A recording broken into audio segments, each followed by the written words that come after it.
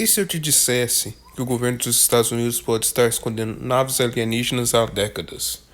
Antes de continuar, já deixa o like, se inscreve no canal e ativa o sininho, porque esse vídeo vai mexer com tudo que você acha e sabe sobre os OVNIs. Agora respira fundo, porque essa é a história mais polêmica da Área 51.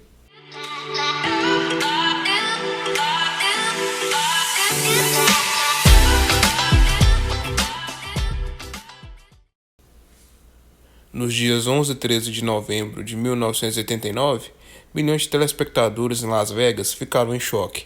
No jornal da Classe TV, o repórter George Knapp revelou uma história inacreditável. Um homem chamado Bob Lazar afirmava ter trabalhado para os Estados Unidos em uma base secreta, estudando tecnologia extraterrestre. Bob Lazar se apresentava como físico e cientista.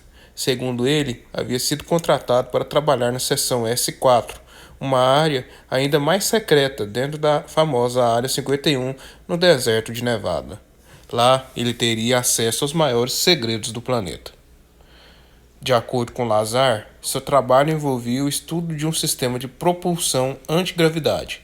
Ele afirmou ter lido documentos secretos sobre esse projeto, mas nada o preparou para o que viu depois. Segundo Lazar, havia 9 discos voadores guardados em um hangar, 9 naves de origem extraterrestre. Ele dizia que essas naves não eram fabricadas por humanos. A propulsão dessas naves, segundo Lazar, usava material desconhecido na Terra, o chamado elemento 115. De acordo com ele, esse elemento era capaz de gerar energia suficiente para manipular a gravidade. Por isso, as naves podiam flutuar, acelerar e mudar de direção de forma impossível para qualquer avião conhecido. A dark pewter color. There are no right angles anywhere. Everything looks like it's fused together. Everything has a radius of curvature. What do you think this was designed for?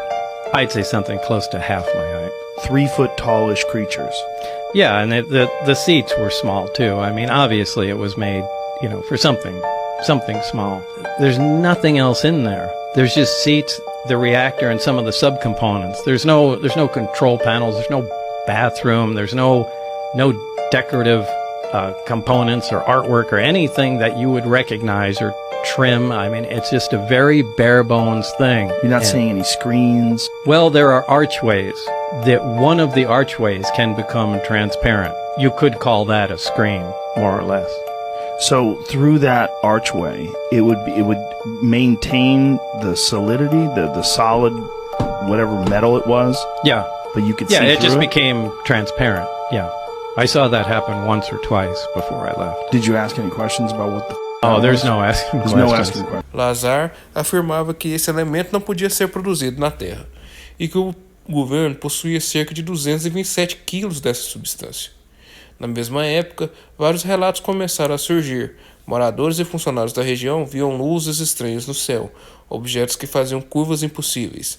A revista científica Aviation Week in Space Technology chegou a registrar esses fenômenos. Isso aumentou ainda mais o mistério. Para muitos, era a prova de que algo estranho estava acontecendo. Mas quando os jornalistas começaram a investigar o passado de Bob Lazar, os problemas apareceram. Suas informações sobre estudos e formação não puderam ser confirmadas.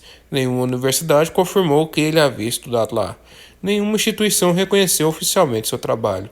Além disso, em 1990, Lazar foi preso por um envolvimento na administração de um bordel.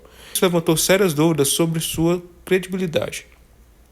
Em 2003, cientistas russos descobriram um elemento sintético, um muscóvio.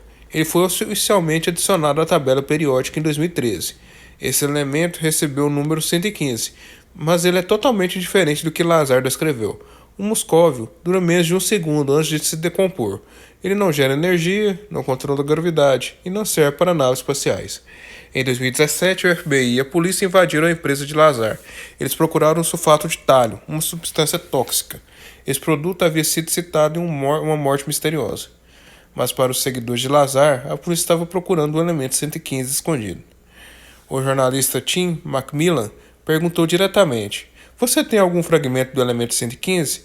Lazar respondeu: "Se eu tivesse, revelaria para provar minhas alegações. Absolutamente não." Essa resposta só aumentou o mistério. Em 2020, o jornal The New York Times trouxe uma bomba.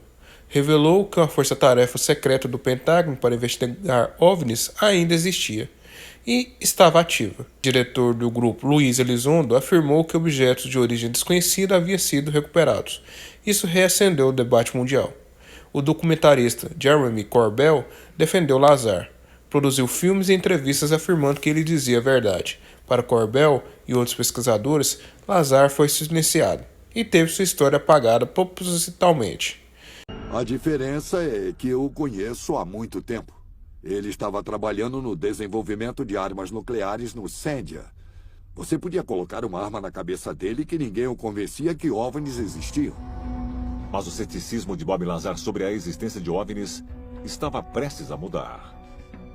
Mais ou menos um ano depois, eu vejo uma silhueta falando que fazia engenharia reversa em uma nave espacial alienígena. E essa silhueta era Bob Lazar.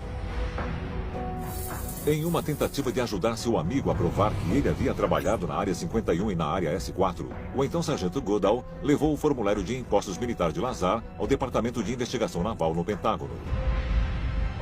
O que aconteceu quando ele chegou lá foi de arrepiar. Havia um jovem tenente-comandante sentado à mesa. Eu entreguei para ele o formulário de Bob Lazar.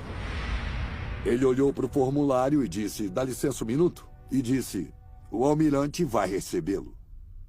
Quer dizer, um almirante que fala com o sargento técnico das Forças Aéreas está diminuindo muito o nível de interrogatório normal dele. Ele olhou para o formulário do Lazar e disse, sargento, eu não sei onde foi que você conseguiu isso, mas se eu souber que você esteve por essas bandas novamente, vai ser o sargento mais ferrado de toda a Força Aérea dos Estados Unidos. E pegou o formulário, passou pelo picador de papéis e depois disse, você está dispensado. Então, ele foi advertido a parar de fazer perguntas sobre o Bob Lazar. Qualquer pessoa que tentasse descobrir a verdade sobre Bob Lazar sofreria alguma repressão. E é assim que funciona quando você quer tentar silenciar alguém. Então surge a grande pergunta. Bob Lazar é um mentiroso em busca de fama? Ou um homem que revelou o maior segredo da humanidade? O governo estava fazendo engenharia reversa em naves alienígenas? Ou tudo isso é apenas uma grande história bem contada? Mais de 30 anos depois, o caso continua sem resposta definitiva. Convincente, intrigante e impossível de comprovar. Agora eu quero saber, você acredita em Bob Lazar? Ou acha que tudo não passa de invenção? Comenta aqui embaixo. Se curtiu o vídeo, deixa o like, se inscreve no canal e compartilhe com aquele amigo que tem e que ama teorias conspiratórias. Até o próximo mistério.